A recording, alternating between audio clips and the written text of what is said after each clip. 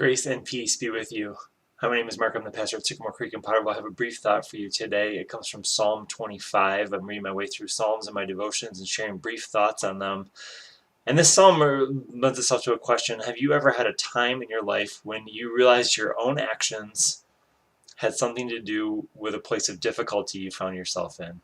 It doesn't have to be deliberate, like you deliberately did something, but maybe you were just immature, or maybe you made a poor choice. Psalm 25 tells us what to do in those difficult moments or those difficult seasons.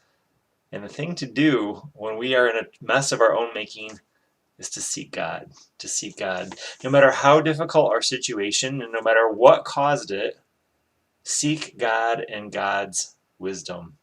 And trust God. Trust God to work for God's glory and for your good.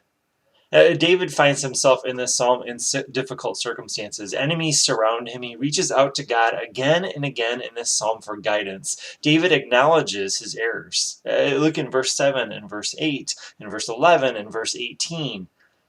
David is in difficulty.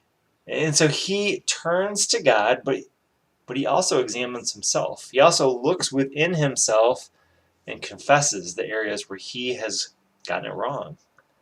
Now, all of this is done while seeking God. David confesses to God in order that he might find forgiveness. David seeks God because of who God is.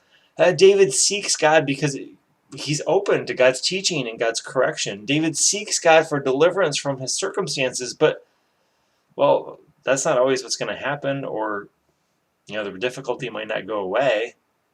But what happens is David, whatever he is going through, he seeks God. And I want to encourage you to do that today. Whatever you are going through, seek God and seek God's wisdom. Trust God to work for God's glory and for your good.